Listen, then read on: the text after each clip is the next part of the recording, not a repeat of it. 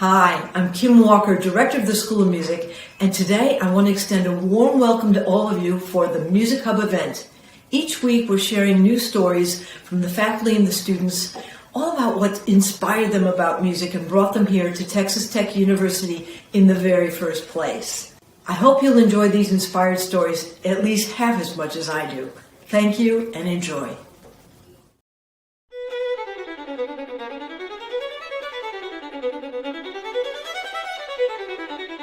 Hello, and welcome to the Music Hub of the Texas Tech University School of Music. My name is Charles Olivier, and I am your host for this episode of a Music Hub Moment. On today's show, we will be listening to an interview with Aria Tai. Aria is an undergraduate student at the Texas Tech University School of Music majoring in violin performance.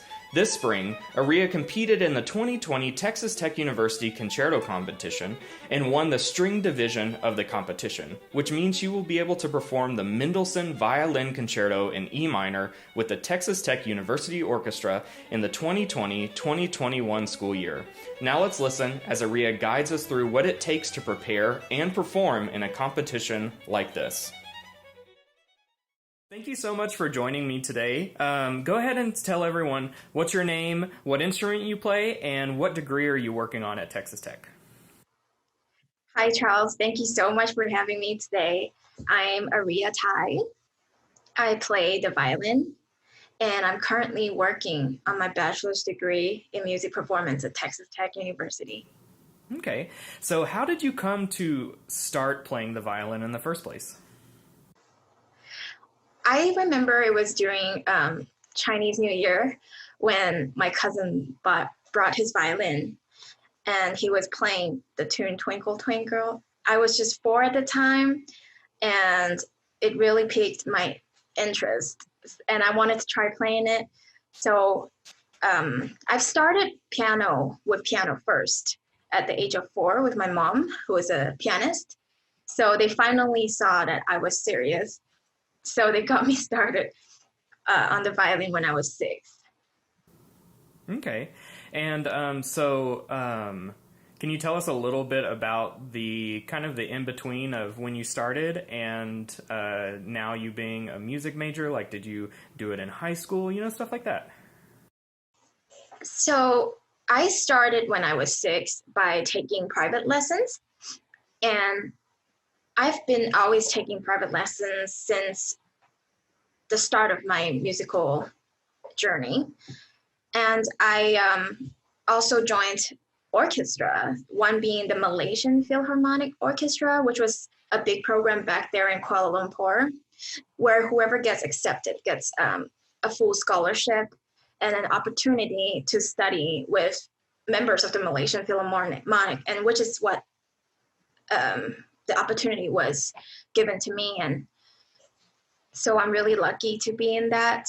With that, I met friends and of course played so much great repertoire, orchestral or chamber repertoire with my peers and also my mentors. And that went on till I was ready to study music at Texas Tech. And so that kind of transitions to our next question. What made you even want to be a music major? This is actually a question that I never really thought about, but I guess I did it because I have always done it and I love it a lot. I always was asked to practice by my mom as a little kid, and I would always, be listening to her giving lessons to her students. And I really thought that I like it. I wanted to learn how to teach. I like performing. I like being excited or nervous, before a performance. And that's how I'm here. Perfect. Well, so what made you really want to come to Texas Tech? Prior to Texas Tech, I was actually in Arkansas, and I was a double major in piano and violin performance. And I met Professor Annie Shevix Boyle at a music festival, the Hot Springs Music Festival, and I really thought that I really want her to teach me. So that was what made me attend Texas Tech and study violin with her. And during my first year, I was actually also studying piano performance with Dr. William Wesney. And that was also a life-changing experience because he taught me a lot of how to practice.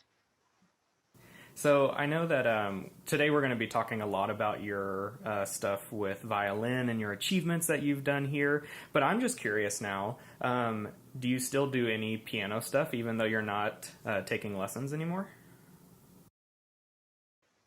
I had to choose a major. I had to choose between one because I had to focus and also to prevent myself from getting injuries. So I think that piano is still very like a big part of me because I grew up studying both piano and violin, and I still play piano. I still accompany my studio mates, you know. Yeah. There you go. It's great always to see those that are so gifted in two different instruments to be able to still keep them up in however ways that they can. So now let us really shift to the reason that we're here today. Congratulations on winning the string division of the 2020 Texas Tech Concerto competition. What was it like? What was the feeling when you heard the news that you've won the string division? Oh, I remember this. So after the competition, I went with a few friends to have some dinner because I haven't eaten anything. And it was after dinner where I received a call from Professor Boyle telling me that I won the first place. And at first I couldn't believe it. I had to, contain my excitement because, just to make sure that there's no mistake. So we both checked the post on the TTU School of Music page, and we double checked it, and it was true that I got the first place. And so I was really excited, and it was unbelievable for me because everyone played so well. And so the second thing I had to do was to call my parents who are in Malaysia. Thank you so much for technology because they were able to watch me in the live stream, and I was able to call them to tell them the good news. So I'm really grateful to everything that came up to that. Yeah. So for the competition, you performed the Mendelssohn Violin Concerto in E minor. Can you explain a little bit of your process for preparing a big work like this? This is such a good question because the Mendelssohn Violin Concerto is one of the most iconic of the violin concertos in repertoire, really.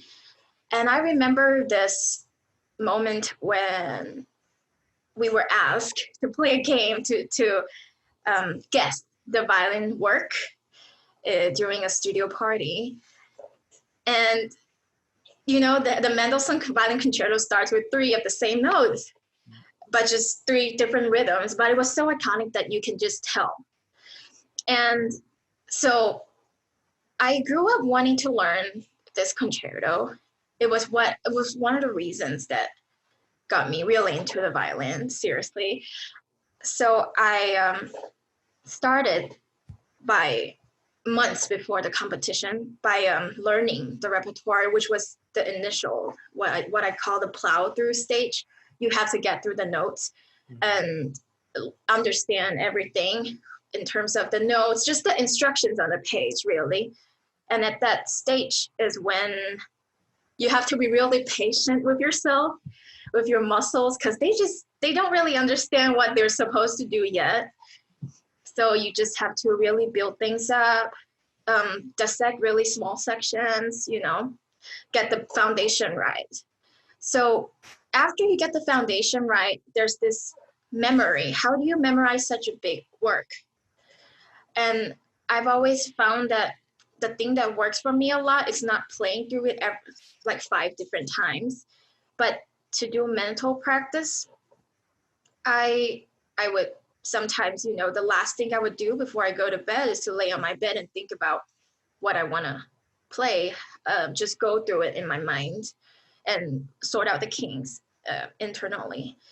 And when the memory is fixed, you got now a big foundation, like a big slab of stone that you have to chisel and chisel and chisel and try to get your sculpture that you're thinking of. And that's when you get into details on how you want to express that particular phrase. How do you want your story to be heard? And this process just goes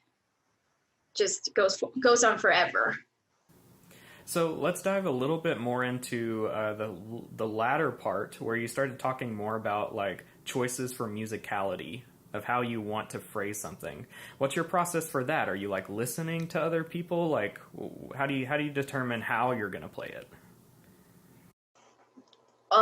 Usually I'm trapped in my little world and I get a little bit complacent, as all students do. And I need Professor Boyle for that. She would tell me that it's not enough. She would be my listener.